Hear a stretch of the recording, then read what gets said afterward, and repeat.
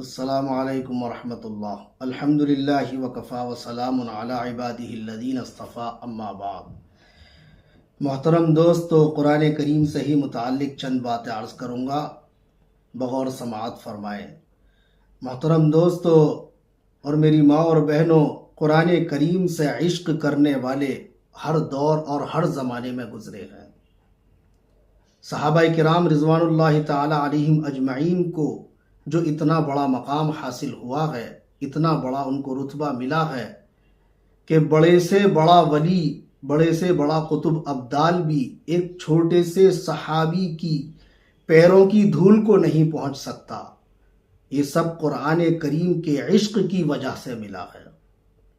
اسی طرح ان کے بعد آنے والے حضرات ہیں، تابعین، تابعین، یہ سب ان کو جو مرتبہ ملا ہے قرآن کریم سے عشق کی وجہ سے ملا ہے۔ ہمارے ایک بڑے امام ہیں، امام اعظم ابو حنیفہ رحمۃ اللہ علیہ۔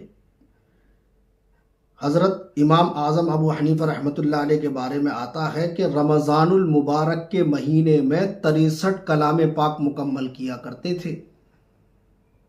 ایک کلام پاک صبح میں پڑھتے، ایک کلام پاک شام میں پڑھتے تھے، اور 3 کلام پاک پورے مہینے کی تراویح میں پڑھا کرتے تھے۔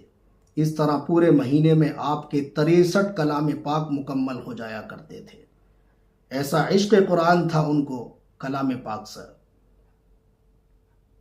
ان کے بارے میں ایک واقعہ لکھا ہے کہ حضرت امام صاحب کے پڑوس میں ایک شخص رہتا تھا، اس کا ایک چھوٹا سا بچہ تھا، اور وہ شخص اپنے بچے کو لے کر گرمیوں میں اوپر چھت پہ سویا کرتا تھا۔ تو ایک دن کیا ہوا کہ بچے نے دیکھا کہ یہاں ایک مینارہ نظر سا آتا تھا، تو وہ آج مینارہ نہیں دکھ رہا ہے۔ تو اس نے اپنے والد سے پوچھا کہ ابا جان، یہاں ایک مینارہ سا نظر آیا کرتا تھا، آج وہ مینارہ نظر نہیں آ رہا ہے۔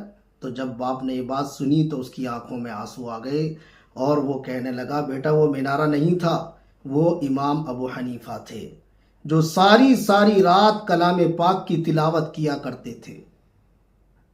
اب وہ دنیا سے رخصت ہو گئے، جنت کے اعلیٰ درجوں پر پہنچ گئے، آج کے بعد تم انہیں کبھی نہیں دیکھو گے۔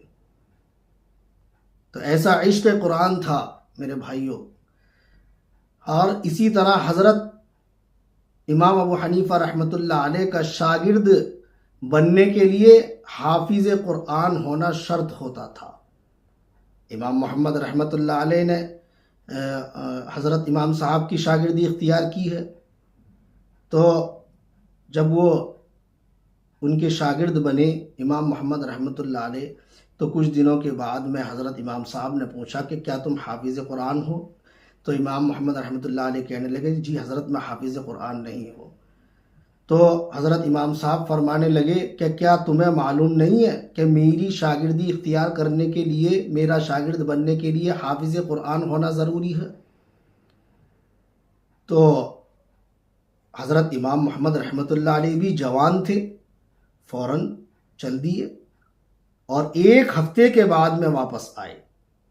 تو حضرت امام صاحب پوچھنے لگے کیسے آنا ہوا؟ تو حضرت امام محمد رحمۃ اللہ علیہ فرمانے لگے، جی میں پورا قرآن حفظ یاد کر کے آیا ہوں، 1 ہفتے کے اندر پورا کلام پاک حفظ مکمل کر کے واپس آئے۔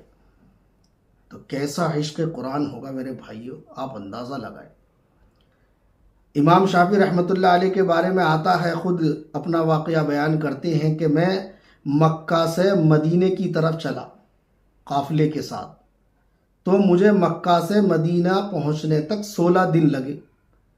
ان 16 دنوں کے اندر میں نے 16 قرآن پاک مکمل کر لیے۔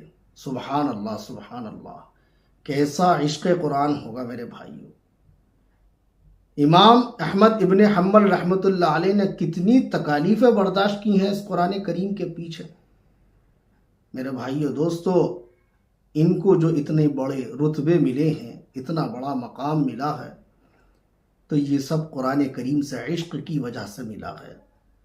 تو ہم بھی اسی طرح قرآن کریم سے محبت کریں، قرآن کریم سے عشق کریں، قرآن کریم کو پڑھیں، اور اپنے بچوں کو ضرور پڑھائیں۔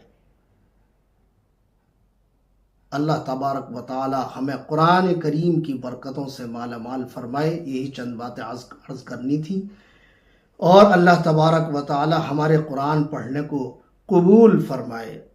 وآخر دعوانا الحمد للہ رب العالمین۔ السلام علیکم ورحمۃ اللہ۔